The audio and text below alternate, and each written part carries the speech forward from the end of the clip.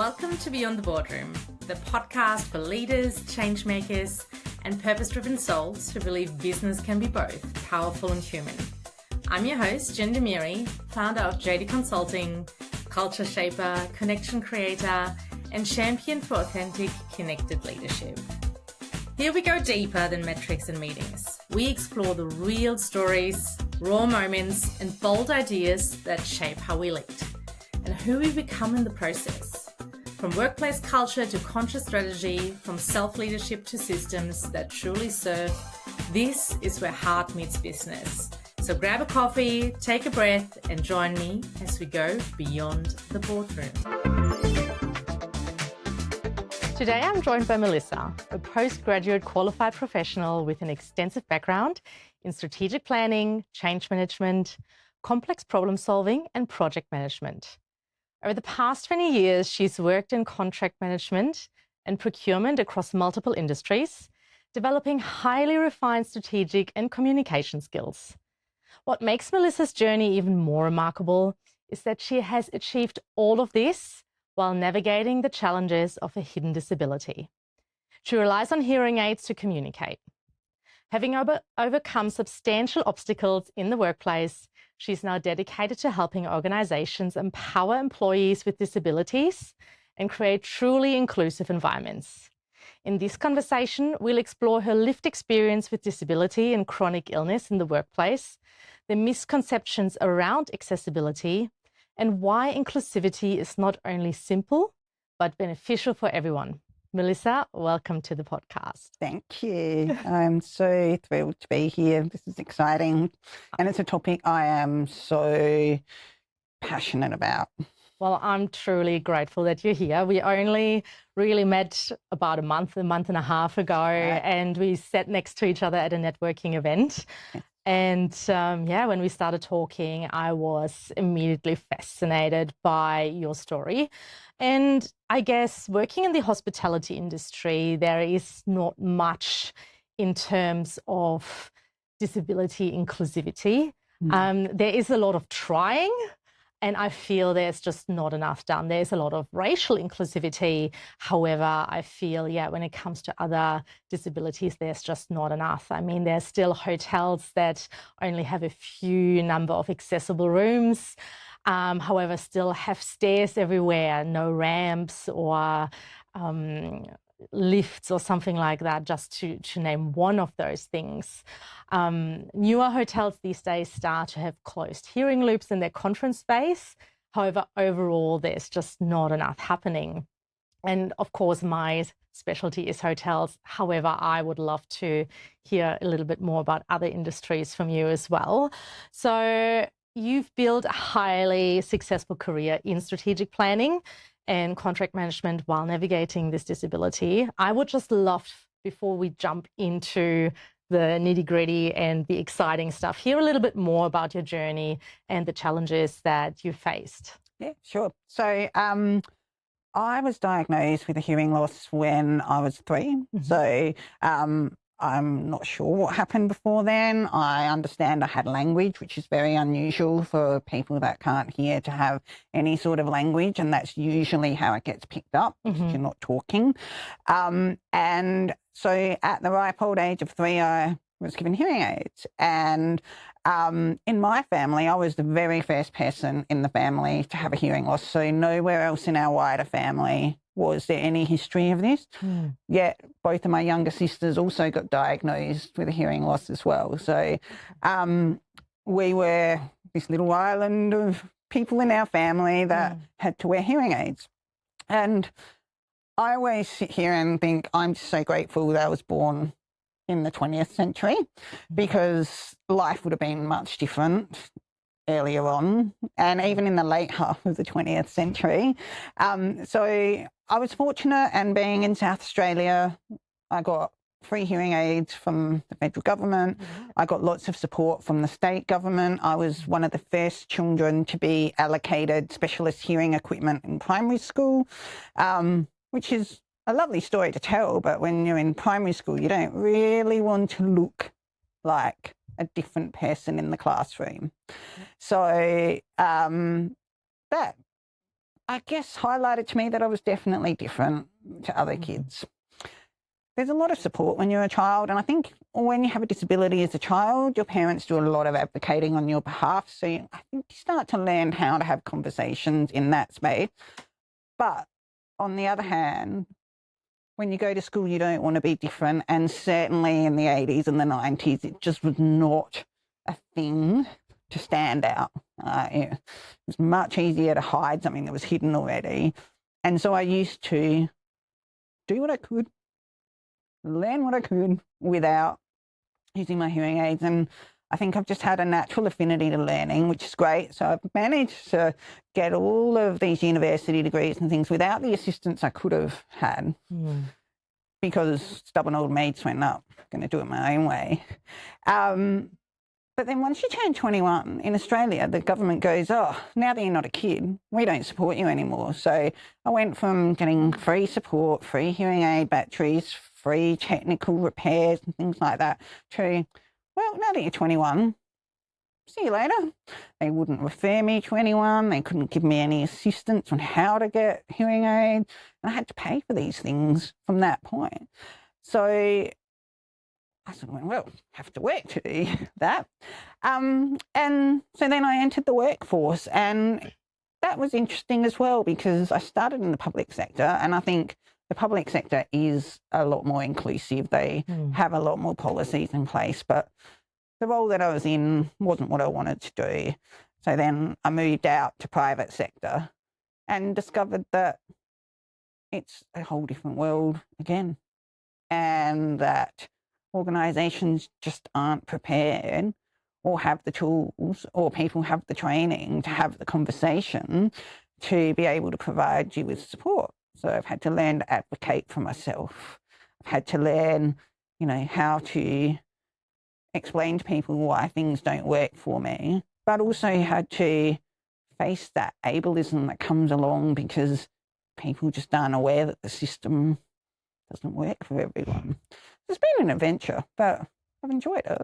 And it hasn't stopped me from doing anything. I've managed to have roles where I've travelled overseas. So for work, I went to Israel, the US, London, Copenhagen, Paris. So, you know, not many people can really check that box off as a thing that they've done and add on to it that, you know, I did it without being able to hear everything, which in some cases is good.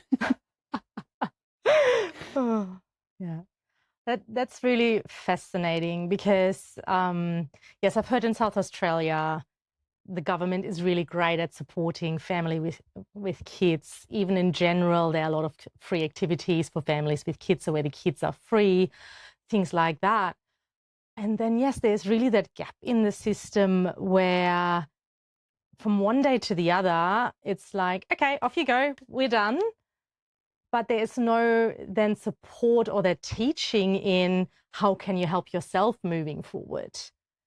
I think that is just really fascinating to me that, yeah, there is not that support to help you then help yourself.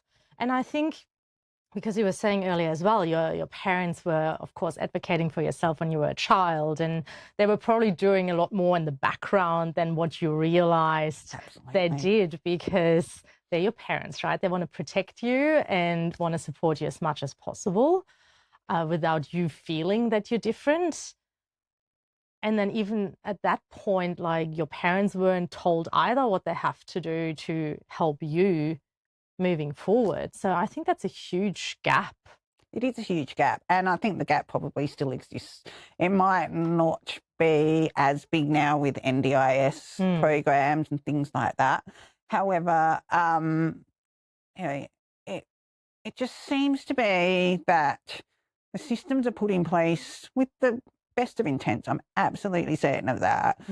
But it's like lots of other workplace systems, right? People just focus on one angle of it and forget to look at the wider stakeholder group and think, oh, well, she'll wing it, right? Now, when I lost access to free services. That was before Google. That was, you know, you had to get out the yellow pages and look up audiologists or hearing services or pound the streets and walk in a door. And then I didn't know how to have that interaction. And I think even as we all transition into adulthood, I've recently had a conversation with someone about that as well, that there is no lesson anywhere on how to adult. Like, how do I make a doctor's appointment? You know, what do I say to get a doctor's appointment? You know, and it was a huge learning curve, but it also just felt like I was getting a message from the government.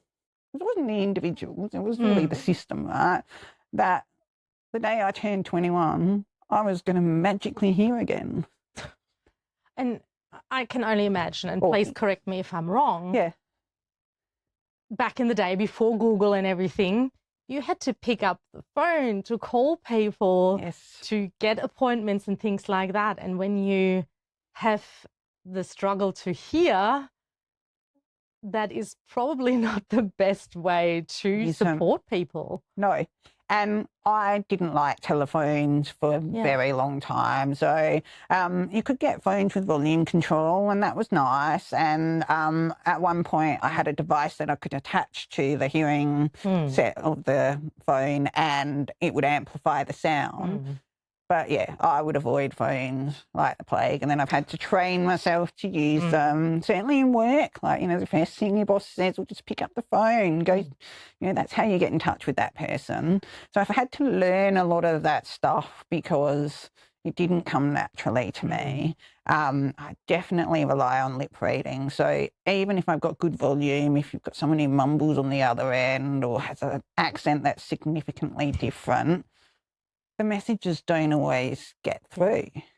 So, yes, that was difficult. I think, you know, the advent of mobile phones has certainly made life a lot easier for people with hearing issues. But having said that, I was brought up without using sign language, but both my sisters got to go to a primary school where they learnt sign language.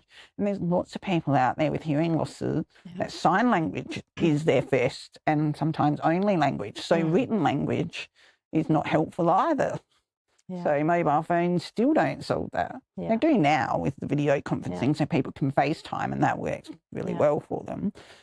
But it's been a long time coming for these sorts of things to be there. Now we've got them though. Don't want to have them taken away. That's right.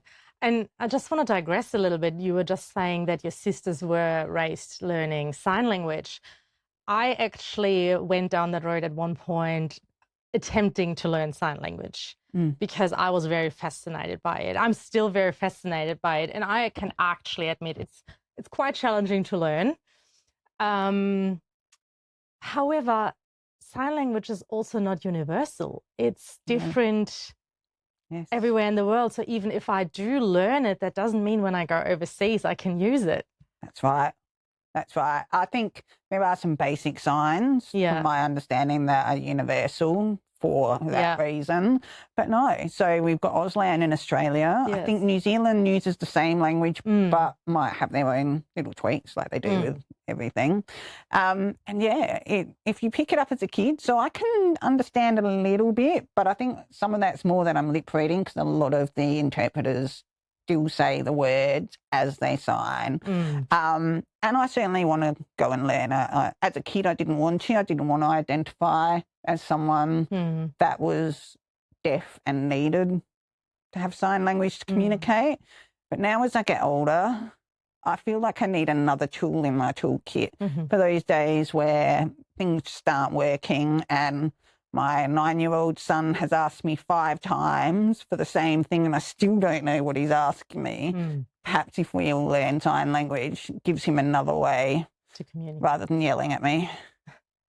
Yes, and I guess yelling at you is his only way he knows how to try communicate. It is, right? And I don't get upset with him. And normally what I do is say, can you phrase it in another way? Because it might just be that the words he's using all look too similar to other words and If you can find another way, I might get the message. But Yeah. it is a challenge. And I think, for me, I seem to have an affinity in languages though. So I've learnt German. I did German all the way through university. Wow. Don't ask me to speak any at the moment because my vocabulary is down the toilet. That's okay. But I can understand it. I can read it. Probably not too many deaf people out there that can say they speak more than one language.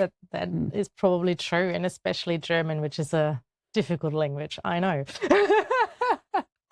I liked it because the rules actually applied, which isn't the case in English, and the sounds were consistent for all words, which isn't the case in English. Yes. So I thought it was an easier language.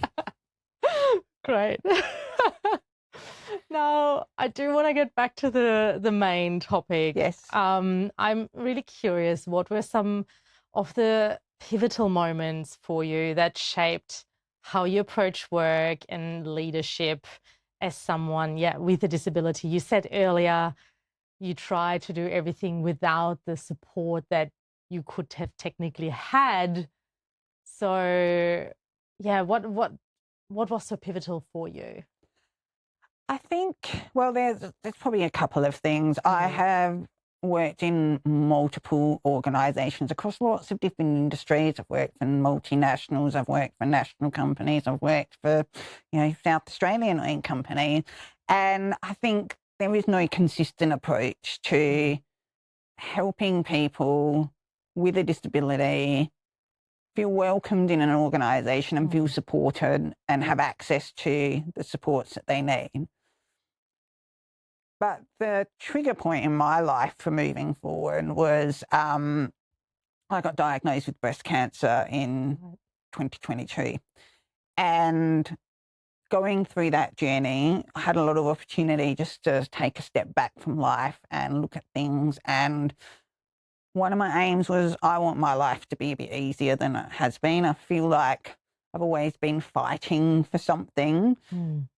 And I've also sort of gone, well, and that experience also led me to see how things in the medical field work, which is also not that good for disabled people, unfortunately.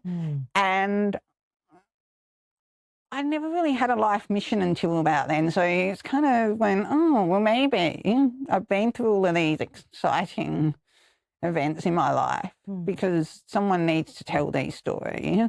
And someone needs to start changing the world that we live in. Yeah. And it's actually not a difficult thing to do these things. They're not expensive. They don't take a lot of effort. And they'll benefit everyone in most cases. Great. And I do want to go back to that. So everything is going well for the moment, health-wise? I keep forgetting that I have to close out the breast cancer story. So apologies there. No. I was very, very lucky and the treatment was successful. Yes. And by the time I had surgery, they couldn't find any more cancer. Right. So I found out last week that I'm 2 years cancer-free. So congratulations. it's a big milestone and I'm very happy about that. But it's one of those things that unfortunately sits at the back of your mind. Yeah. But congratulations. Thank you. Makes me really happy to hear that. Yeah. 2 years cancer-free. That is a huge milestone. It is a good milestone. Yeah. And, it has been a great opportunity for me to just be grateful for life and start looking at how I want to identify with myself and how I want to, be viewed in the world now. Yeah. Great. I love that. Now, you said earlier that a lot of people do not want to disclose their disability in the workplace. How did you navigate this best, and what advice do you have for others to do the same? So I want to start out with saying that having a disability is a very personal thing. And if you have a hidden disability, sometimes it might be something that you don't want to share. So some chronic illnesses are also considered disability. And what you may just need is a bit more flexibility because you need some more rest time or things like that. So maybe it's not necessarily something that people want to disclose. Yeah. I think from my perspective, I never wanted to disclose until I had no choice. And I'm not sure that's the best way to go either, because I guess honesty is one of my key values in life, same with authenticity. And it's not that I was lying, but, you know, could they say I got the job on false pretenses? I don't think so. But, you know, there was always that unease there that I wouldn't be accepted either. But what I have found, and certainly in recent times, is if you do have the conversation, people generally are quite accepting, generally want to help you out. And if the accommodations are things that you can bring along yourself, then the answer is usually yes. But what I have found is that because these conversations don't happen frequently, that there aren't any systems or processes in place. So one of the workplaces I was at recently, I actually asked the question, who do I go to talk about having workplace accommodations put in place? And I got bounced around between different departments telling me, oh, this person should do it, that person should do it. But the answer was no one knew. And it was go to your manager. And I've been a manager, and I know that the first thing the manager's going to do is go to HR. Yeah. And, you know, but that was the team that told me to go to my manager. So I sort of thought, well, that's a loop that's just going to keep turning into a vortex that goes nowhere. And I would have had to drive the process, which is a bit unfair because I'm the one asking for help. So why should I be the one telling them how to help me? So I just saw that as a huge gap, and I haven't seen, in my experience, it managed very well anywhere. Yeah. I look, I have not worked in many places that required this support, at least not to my knowledge. However, I wouldn't know where to go. Like, thinking back about the companies that I worked at, I think HR would have been my go-to place to sort of say, hey, you are here for the humans, you are here for the people, help. So, and I think the reason, so there's about 33% of people with disabilities that won't disclose to their workplace. And I think some of it is, it's too hard. And it's too hard for them, but it then also gets popped in the too hard basket. And no one, I mean, disabled people quite often end up in that too hard basket, and no one wants to keep repeating that experience. I think also it is just the stigmas that are around it still, and people aren't sure about how to have that conversation. So I do want to now go into the juicy stuff. How can businesses, no matter if it's a hotel, no matter if it's an accounting firm, whatever it is, how can they improve accessibility for people with disability, no matter what it is? What sort of things do they have to put in place? Do they have to create a department, or what are the things that businesses should be doing? And also, you were saying earlier, it's not expensive, it's not that difficult. So what things can be done that are easy, or just give me a bit of an overview on how businesses can improve. Absolutely. So I'm going to call on my experience in procurement first, because I think that will give a bit of context. But one of the things that I've found in that workspace is senior managers want to see the data, right? And they want to know that what you're proposing is going to be beneficial for the organisation. That's what procurement does. They support an organisation to meet their outcome. This is the same sort of thing. So I've never worked anywhere where they've asked me to put into the organisational system my disability status. Now, it doesn't mean I have to, and I think it should always be voluntary, but people should know that they have that option to disclose it. Once data's in a system, then all of those senior managers and the CEO can then be compelled to take some action because they can see who they're supporting. All we can say at the moment is we know that the Australian population has 20% of people that have a disability. So you can only assume that that's the population base in your organisation. But wouldn't it be great to know? Because then you can do measurable things. It's that whole, you can't manage what you can't see. That's right. So I think that is definitely a fair step, is going out and having a look at what is out there already in your workforce. Who might need some support? Are these people just plodding along because they don't feel comfortable having the conversation or think that it's not going to go in the direction they need it to go in? I think once that high-level decision is made, then it's so much easier then to start building a system and process that goes around it. It should be done from induction, right? So I have applied for many roles in my life, and a lot of those HR systems, before you do an interview, ask you to fill out all different demographic data, including do you have a disability, and then it usually is followed by what can we do to help you in the interview. In one place I worked in, I said, filled out this form, now I'm an employee. I don't seem to see the data on my side of my employee record. Does it get transferred over? And they're like, oh, no. Well, where is it? And they go, well, I don't know. So that's a simple step, right? If you're already collecting it, then push it through to the next step in the data management stage, which then means you've got a record, which then means you can set up a process that triggers a conversation, which then means you can capture what the requirements might be, take the action, and then keep that on that continual cycle of review.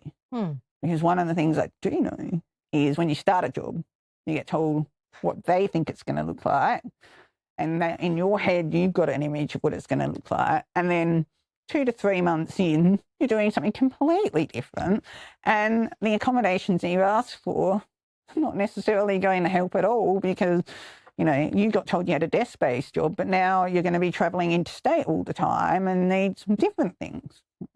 So that conversational loop needs to happen so that there's a systemic way of capturing it without always feeling like the disabled person's the one that has to lead the conversation, which is what happens at the moment.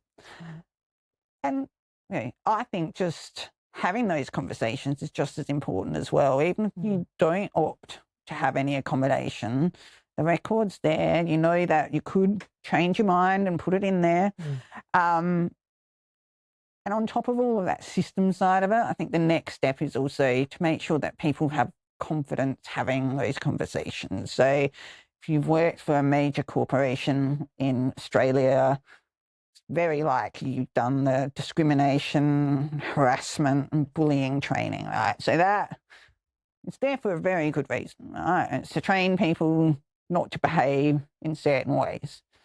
But I think what that does is detract people from having the important conversation in the space that needs to happen, because they're worried that they might trigger off some repercussions from those acts, when really the intent is that they want to help.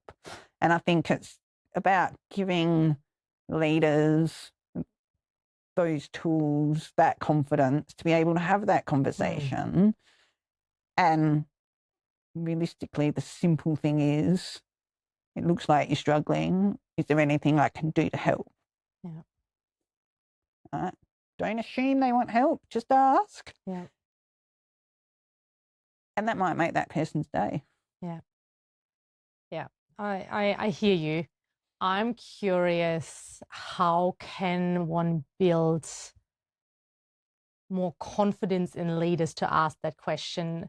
Because I have the feeling, and that is just from observation, not from personal experience, that some leaders really don't know how to approach that topic on asking a simple question like, how can I help? It's with mental health, when they see that someone is struggling with mental health. But I also feel when it comes to a visible or a hidden disability, that leaders are just not equipped to feel confident in asking the question, because they feel someone might be offended by it, or it comes across the wrong way, or they don't even know how to handle the answer if they're not prepared for it. So what can someone do? Like, how can we prepare the leaders better these days? I think it's a double element approach. So I think there is a requirement for people to get a lot more comfortable with understanding how they react to things, because I think if you can understand yourself, then it's so much easier to be empathic towards other people. It's so much easier to have that compassion, because you can go, oh, okay, maybe it's this. And I think a lot of where we've come from in the workplace is there's been this great big wall that's been put up between work and life. And we've all learned that you keep life on the other side of that wall. Yeah. But it doesn't actually work that way. Life doesn't stay there. Life doesn't understand there's a wall there. And I think because there haven't been those frank conversations throughout our lives, that when you're forced to have one, you're very uncomfortable. But I think it's because you're uncomfortable in yourself.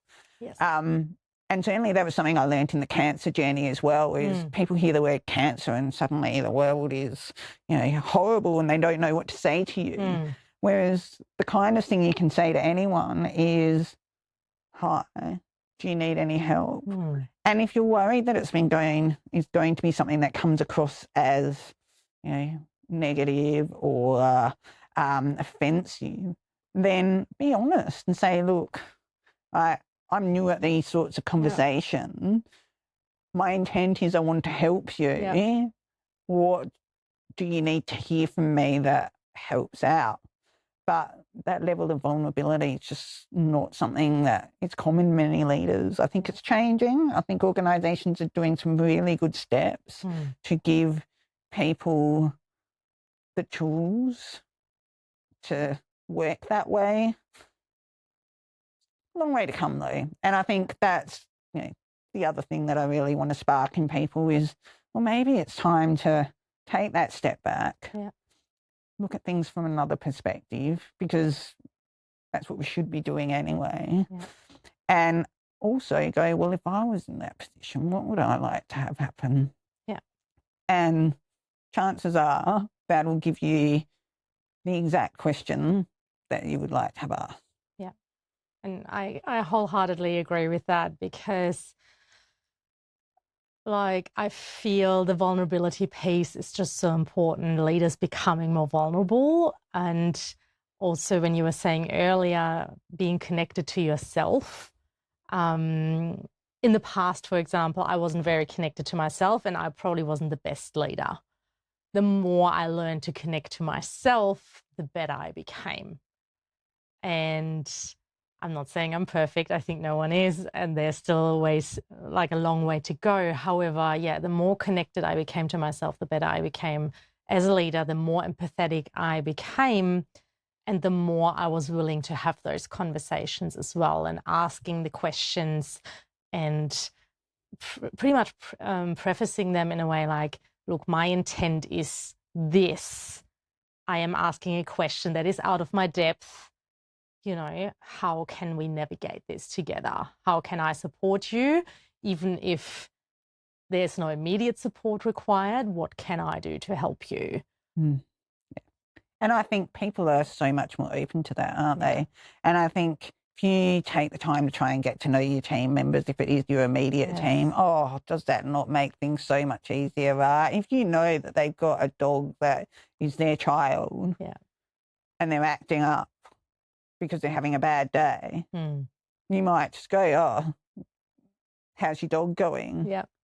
And then you might find out that the dog's sitting in the vets and they're not sure what's going to happen, and they're worried about how they're going to pay for it. And they want to get that off their chest as well. And I think people just want to be seen. And I think that is really one of the key things in this disability space is we're already feeling so vulnerable, because quite often we have to display parts of ourselves that other people don't have to do, because it's the only way to move things forward. So that vulnerability piece is huge in the disability space. The other day I read a comment about how the NDIS is trying to force people to use their providers, and this person who lives in a wheelchair said, how would you feel if you had someone you disliked being the person that undressed you, showered you, did all of that? Mm. And when you look at it from that context, I was like, no. Yeah. No, I would not like that. Yeah. And in all other facets of life, you've got the right to ask for something to be changed. Yeah. Yeah. It needs to be like that everywhere. Yeah. You mentioned earlier that authenticity is one of your highest values.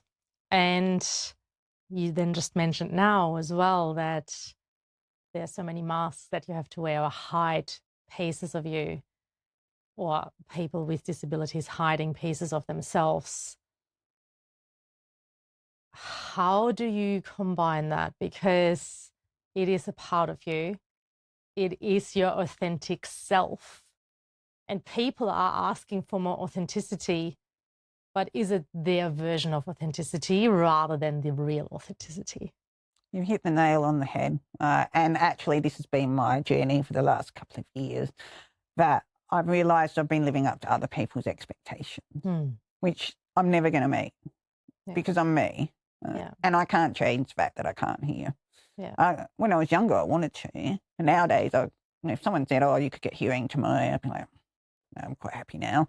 So I think, yes, you're right, that authenticity thing is hard. And when I was younger, absolutely, I would have a work persona, a social persona, a home persona, and I would keep them all split up.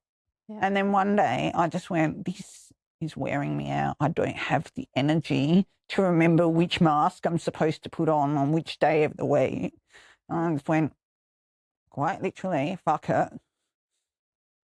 They can take me as I am, and if they can't, that's their problem. It's not my problem. I'm genuinely being me, and this is what I'm bringing to the world. And you know what? After I started doing that, people were just as accepting anyway. And I didn't have to work so hard to remember what to say and what not to say and how to behave. So those masks are there because we've been told through the systems that are built around us that we're supposed to behave in a certain way. And if you don't, then you're not going to be able to be acceptable or be able to achieve. I mean, look at school systems. They teach all of us to conform. Yes. And you come out the other end and half the people are completely lost in their lives and have no idea what they're going to do because they've been told their idea of life doesn't conform with society. Yeah. If we didn't have that moulding at that age, just imagine how creative, colourful, accepting our society would be of everyone. And it's beneficial to everyone, isn't it? It's not just disabilities, your skin colour, your taste in music. I mean, if the world wasn't diverse, it'd be pretty boring. It would be really boring. Yeah. And I want to congratulate you on being your authentic self. Oh, thank you. I really, really like the person that is sitting in front of me and that I get to have this beautiful conversation with. So thank you. Thank you. I really appreciate it. Now, I do want to go back to the workplace just for a little bit because I think it's just so important to implement more diversity and accessibility into the workplace. So how does it benefit everyone? People that require it and people that are not necessarily requiring or don't know that they could potentially benefit from it? So I think really when you look at some of the accommodations that people ask for, some of them are just good manners, right? So that's a deaf person. I like to lip read. Yes. Actually, it's not even I like to, I need to, right? But it's handy. Yes. But how many people do you know, and it happens in the home environment more often than anywhere else, when you're having a conversation with them, they turn around and start walking away and keep talking. Now, I've lived with my husband for 16 years and I still have to go, you're not facing me. I hear that you're talking, but I have no idea what you're saying. Can you please turn around? And you would have thought 16 years of training. But these sorts of things are such small things that benefit everyone, right? Because it is actually good manners to Yes. look people in their face when you're talking to them. Now, I appreciate that if you have something like autism, that's a bit more uncomfortable, but those people will still generally have a face-to-face conversation. Yes. Just may not lock eyes or something like that. Exactly. So small things like that. It's about thinking about, how you design doorways, and it's not, some disabilities are temporary. Think about people that, break their leg from car accidents, and some of those people have to live in a wheelchair for a good 6 months or so. Yeah. How are they going to navigate their usual life, even in that short amount of time, if the workplace doesn't even have doorways that are accessible, or, the disabled toilet is the one that usually has all the cleaning and, spare toilet paper stored in it, right? Well, that's not useful for those people either. No.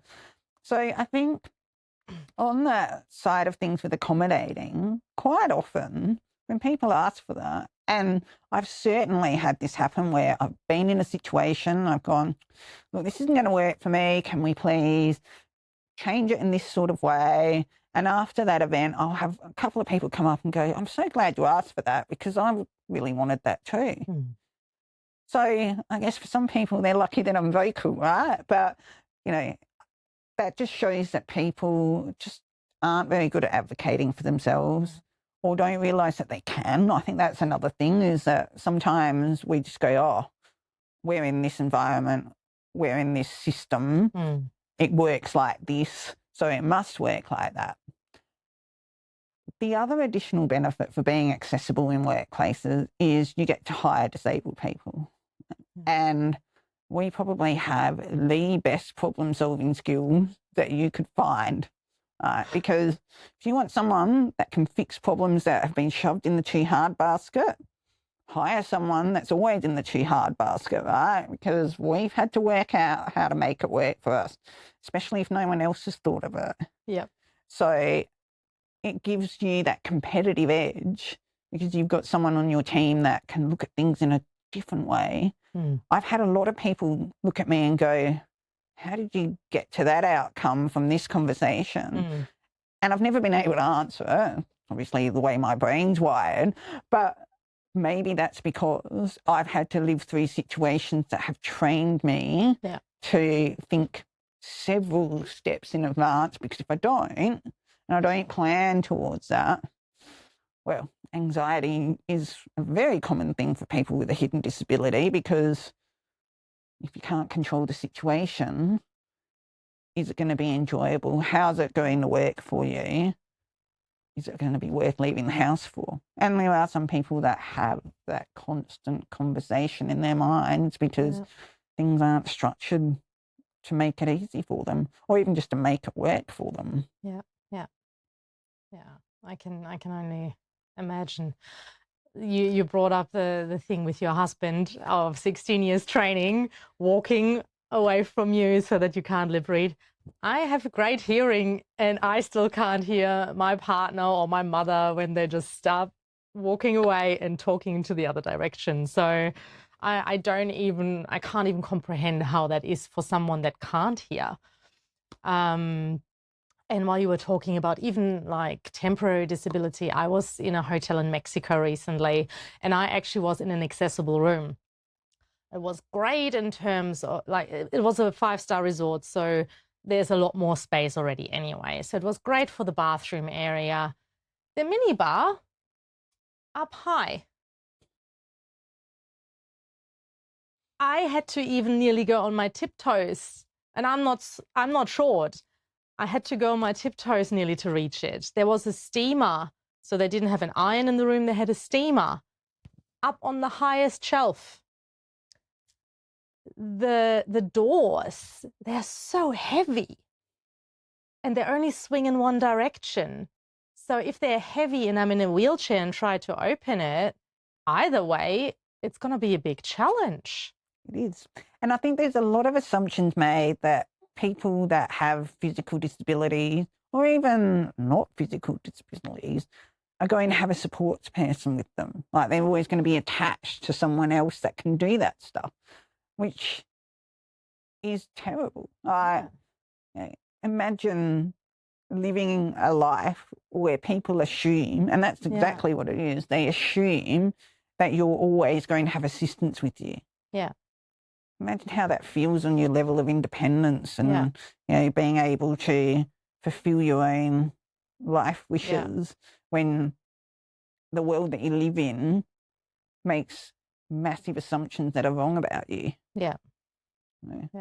And the conversations I've had with people, like those sorts of stories are exactly it, where you just go, why? Like, who designed that? Like, did they design it with someone in mind or not? Like, there are standards in some country, and even those don't get followed. Yeah.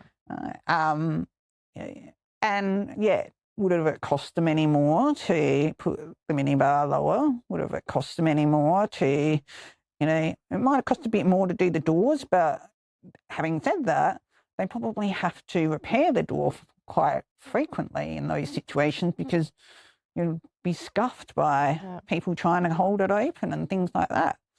Sliding doors are wonderful. It's great. And they lock, just like swinging doors do. They do. Yeah. They do. Now, we're unfortunately running out of time, but I want to ask you, what is one thing that you want the listeners to take away from today? Like one key thing. The one thing, I think that it is always better to ask the person. Don't assume. Disabled people treat their own disabilities in their own way. So it's always an individual thing. So if you've met someone that's deaf before, don't assume that the next person you meet that's deaf is going to want the same accommodations. So it's that. Very simple. Ask the person. I love that. It's like everything in life, not one size fits all. Everyone is individual, and asking is just the best way to, get an answer. Well, thank you. Thank you so much, Melissa, for being here today. I'm extremely grateful for this conversation for so many different reasons, on a personal level, on a business level. So thank you so much. I will put all your details into the show notes. So everyone that wants to follow you or wants to continue the conversation, or even businesses that want to implement better ways to make their workplaces more accessible, they can reach out to you. So thank you again for being here today with me. Thank you so much for having me. I've had a great time. Great. Thank you. Thank you so much for tuning into this episode of Beyond the Boardroom. I'm truly grateful to have you here. So if today's conversation resonated with you, I'd love for you to follow the show, leave a review, or share it with someone who'd find it valuable. Your support helps us spread the message of purposeful, connected leadership even further. So until next time, take care, stay curious, and lead with heart.